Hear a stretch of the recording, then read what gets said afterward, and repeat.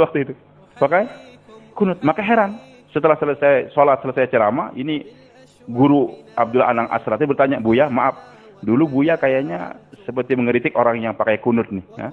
Tapi sekarang kok Buya Hamka sholat pakai kunut. Jadi imam kenapa?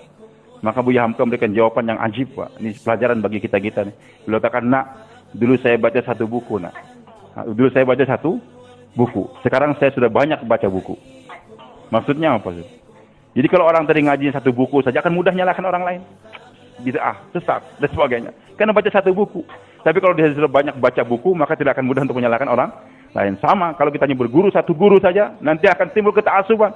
Tapi kalau kita banyak berkunjung kepada ulama-ulama, timbul apa yang Allah katakan tadi, wala taj'al fi qulubina ghillal lil ladzina amanu rabbana innaka ra'ufur rahim. Mudah-mudahan dari pondok pesantren kita ini hadir akan wujud ulama-ulama bermunculan tadi yang punya 3 sifat tersebut, dan ini merupakan pelipur mata kita waktu di dunia ini, kemudian nanti akan membuat kita lebih senang lagi saat kita dikubur di padang mahsyar. Kita akan dilindungi oleh Allah Subhanahu wa taala, akan dinaikkan derajat kita sebagaimana kita naik derajatnya di sisi Allah Subhanahu wa taala. Kemudian itu anak tidak akan membiarkan ayahnya di sorga yang di bawah, akan diangkatkan bersama dengan ayahnya, itu anak di sorganya Allah Subhanahu wa taala. Dan jerih payah bapak-bapak, ibu-ibu semua untuk mendidik anaknya, mensekolahkan. Perpisahan, kadang-kadang memang kita sedih berpisah dengan anak kita. Sampai maaf nih, ayah saya sendiri itu ketika saya mau berangkat ke pesantren dulu ke Gontor, ayah saya bilang, jangan Lutfi, kamu tuh orang sering sakit, gimana kamu berangkat? Saya nggak tega. Tapi karena kesemangatan saja, ayah saya akan berangkat, ayah. Tolong ridho ayah saja. Berat beliau kata, ayahnya berangkat juga. Dan waktu itu di pondok pesantren di Gontor bukan seperti sekarang, Pak. Sengaja beras itu dicampur batu waktu itu. Ya, supaya makannya jangan banyak, makan kena batu dikit. Supaya pelan makannya kita. Dan masyarakat kasih daging 1 minggu cuma 2 kali, sedikit sekali. Karena kata almarhum Kiai Jarkasi, kamu tuh masih muda. Kalau kamu tidur di kasur yang empuk, makan daging banyak, terbakar nanti badan kamu, beliau kata. Ditarget kayak gitu. Betul, apalagi kami di Kalimantan tuh biasa, kalau hidup nggak ada ikan tuh susah betul, Pak. Ini tahu tempe ini di Kalimantan tuh baru terkenalnya sejak tahun 90-an ke atas saja. Ketika banyak orang Jawa ke sana. Dulu tuh kami tuh nggak enak betul, apa ini makan tahu tempe. Biasanya makan ikan, sampai di Gontor nggak ada itu ikan. Taunya tempenya tempe rebus lagi, bukan tempe goreng. Untuk meringankan pembiayaan di pondok itu. Setengah tahun ayah saya datang lihat kurus, Lutfi sama ibu saya datang, ambil tas pulang gitu. Waduh, saya bilang gawat nih. Tolong ayah, setengah tahun lagi saya mau lanjutkan, nanti saya pulang juga. Jangan, udah kalau gitu sekarang kita ke restoran, ke sana ke Ponorogo, ke restoran besar, makan sekuatnya. Nggak kuat sampai di sini saya ayah. Tapi saya balas dendam. Ketika saya pulang, tempe rebus saya telan sayur saya telan juga. Alhamdulillah lumayan juga, gemuk juga. Hadir itu, alhamdulillah. Ini kebanyakan yang nggak tega tuh ibunya, Pak. Ayahnya juga nggak tega. Maka ini memerlukan perpisahan. Padahal perpisahan seorang ayah dengan anak itu dibutuhkan dalam ini agama. Sabda Nabi kita Muhammad SAW, wahajiru turisu abdakum majda. Hijrahlah kamu. Nanti kamu akan mewariskan ketangkasan kepada anak kamu ini. Itu kalau anak di samping ayahnya terus nggak akan tangkas, Pak. Kerdil dia. Mau kelahi bapak, apa-apa bapak. Itu kan nggak pernah berpisah. Maka kita berangkat setiap bulan 3 hari, 40 hari, 4 bulan. Supaya mewariskan ketangkasan pada anak kita. Bahkan anak kita kirim lagi ke pondok pesantren. Dulu, Pak, yang punya tanah-tanah di kota-kota besar di Indonesia, ini orang-orang Arab, Hadramaut kebanyakannya. Yang ada di Banjarmasin, di Jakarta, di Surabaya. Kenapa? Saya banyak bergaul dengan mereka. Kami kalau sudah umur 10 tahun langsung dikirim ke Yaman. Di Yaman itu dibanting-banting di sana. Hidup susah dulu. Setelah umur 20 tahun, 25 tahun baru dikembalikan ke Indonesia. Ternyata mereka yang pegang ekonomi di sana. Makanya jalan-jalannya ada Sah Abdad, Sah Al-Asar dan sebagainya. Ini kebiasaan. Hadir Allah. Jadi perpisahan antara ayah dengan anak ini dibutuhkan. Supaya apa katakan Nabi ini? Wahajiru turisu abnakum majdan. Jadi al-majad, kemuliaan ini akan didapatkan oleh anak kalau sekiranya sudah biasa berpisah dengan orang tuanya. Kemudian juga perpisahan antara ibu nih, kaum ibu yang di belakang. Terasa berat kita. Apalagi ibu lebih berat lagi untuk berpisah dengan anaknya. Jangan khawatir. Justru keikhlasan seorang ibu melepaskan anaknya tadi, ajib. Kemarin ulama telah menjelaskan. Ibunya Nabi Musa sayang betul kepada Musa alaihissalam. Tapi aneh. Dan dia tahu ini kezaliman Fir'aun akan bunuh anaknya tadi. Maka Allah katakan, arji'i. Susui itu kaum anak. Fa'in khifti, kalau kamu takut, alqi fil yam, lemparkan dia ke laut. Loh, kok gimana? Suruh nyusuin, kalau takut malah dibuang di laut. Berat seorang ibu. Tapi Allah kata alqi fil yam, wa in khifti fa alqi fil yam, wala takhafi, inna radduhu ilaik. Nanti berkat kamu mau berpisah dengan anak kamu tadi, serahkan kepada aku. Nanti kami akan kembalikan kepada kamu. Bukan dikembalikan biasa saja sebagai manusia biasa. Wa ja'iluhu minal mursalin. Nanti kami akan jadikan anak kamu sebagai seorang rasul. Jadi kalau seorang ibu tadi berat berpisah dengan anaknya, mau dikirimkan pondok pesantren, nanti itu anak akan dikembalikan oleh Allah sebagai dai-nya Allah Subhanahu wa taala. Jadi nggak mungkin anak ibu akan menjadi ulama besar, akan menjadi kiai, akan menjadi dai kalau ibu sendiri malas untuk berpisah dengan anaknya tersebut. Nah, sayang nak, nggak usah berpisah dengan ibu, nah, jangan jauh-jauh. Nanti kalau sudah pondok pesantren baru 2-3 bulan telepon, Bu, sakit Bu di pondok gasalan Bu. Begitu, pulang aja nak, nggak apa-apa. Kan aku sudah bagi tahu kamu jangan mondok. Ini ibu yang konyol kayak gini nih Pak. Hah? Tadi saya ceritakan dari pagi maaf di Kerincing tadi. Hah? Saya punya anak cuma satu Pak. Dari istri almarhumah yang dulu pernah mondok di sini juga 1 tahun waktu saya tinggalkan. Hah? Meninggal dunia. Doakan mudah-mudahan Allah angkat derajat beliau. Alhamdulillah sudah berganti lagi.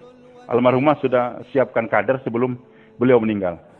Sehingga 5 hari meninggal sudah langsung kawin dengan santri dia tadi. Bentar lagi melahirkan insyaallah. Mudah-mudahan punya anak 25 orang. Target saya memang 25 gitu Pak. Tapi ajib kata Kiai tadi, orang tuh kalau sudah niat nanti Allah wujudkan. Berkat dia niat, nanti anak cucunya dibanyakan. Berkat saya niat begitu, anak 1, tapi dikasih santri akhirnya hampir 1000 sekarang. Dulu nggak punya santri, itu berkat niat. Anak 1 saja. Karena ibu jangan berpisah, hanya diajarin di rumah, tapi sekolah SD juga. Cuman ketika kelas 5 SD sudah aktif pramuka aktif. Nanti kalau naik bendera, dia yang naik bendera dengan teman-teman di kantor gubernur.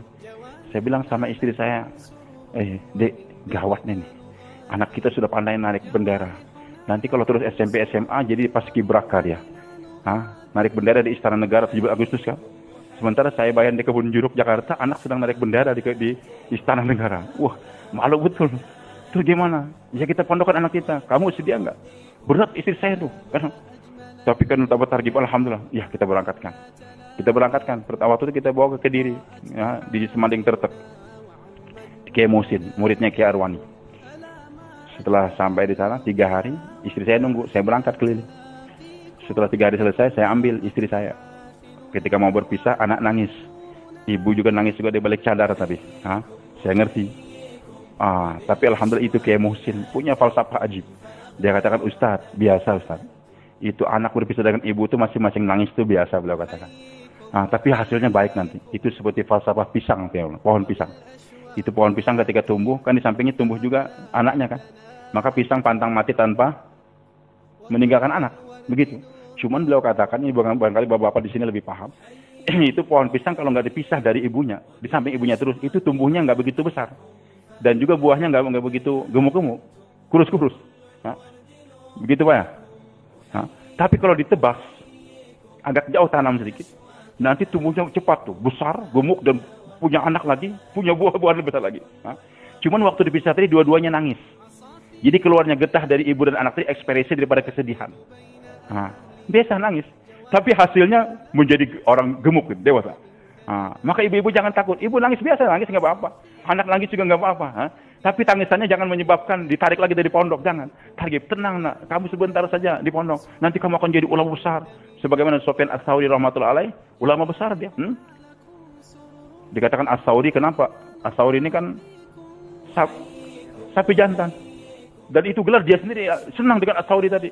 Karena satu saat katanya dia waktu masuk masjid bawa kitab, masuk kaki kiri. Datang suara, "Ya Tsaur, wahai sapi." Kaget dia. Ini suara saya, berarti suara malaikat nih. Santri masuk masjid kaki kiri, sapi itu. Maka cepat dia mundur, akhirnya robah lagi. Langsung kaki kanan. Maka sejak hari itu dia katakan, ini Sufyan Ats-Tsauri. Sufyan yang jadi sapi tadi, gara-gara masuk masjid kaki kiri tadi. Nah itu Sufyan ceritanya gimana Pak? Ayahnya meninggal, disantrenkan sama ibunya. 13 tahun nggak jumpa. Ngetuk pintu setelah belajar. Siapa? Man fil kharij. Ya, ana Sufyan ibnuka. Tsauri. Sufyan, aku sudah wakafkan kamu untuk agama. Perjumpaan kita nanti di surga, Sufyan. Kembali kamu ke madrasah lagi. Ini seorang ibu yang mana, Pak? Begitu tegarnya. Mendorong anaknya tadi, 13 tahun nggak jumpa. Bukan malah senang, targib lagi anaknya. Sehingga Sufyan menjadi ulama besar. Menjadi ulama besar. Macam-macam. Itu kebanyakan santri ini nggak kerasan tuh gara-gara ibunya. Bentar nangis tuh. Tapi ada santri saya tuh. Ajib. Kasih waktu libur, beberapa hari kemudian datang lagi ke pondok. Maka almarhumah istri saya nanya, kenapa nak kembali? Kan masih panjang waktu libur. Susah Bu di rumah Bu. Saya di Kuwai Umi, susah di rumah. Ibu saya gawat, nyuruh saya masak, ngurusin adik, bersihkan rumah. Mendingan saya di pondok aja kan. Maka suatu saat datang ibunya, ditanya oleh istri saya, almarhumah. Bu, kenapa sih ibu? Anak kok di rumah disuruh macam-macam, nggak diistirahat. Sengaja saya buat demikian, Bu. Saya suruh biar supaya jangan kerasan di rumah, agar kembali ke pondok lagi. Wah, kalau gitu kamu hebat, kata istri saya. Lawannya satu lagi, Pak, maaf nih. Untuk menyempurnakan sampai jam 12 saja. Ada teman saya, Pak. Tadinya agak preman dia. Alhamdulillah ikut dakwah 4 bulan, semangat. Langsung anaknya dikirim ke Temboro. Waktu itu belum ramai, masih musim HP, belum banyak. Itu anak Masya Allah, di Temboro ajib. Kirim surat tiap bulan pada ibunya. Sehingga ibunya pakai jilbab, rajin sholat, sebagainya. Baguslah. Dan saya sendiri terkesan betul dengan perkembangan anaknya tadi. Waktu pulang, bulan Syawal, ibunya balas dendam. Nak, kamu kan sudah capek 1 tahun di pondok, nak. Sekarang terima penghormatan ibu. Kamu mau makan apa saja silakan sekarang.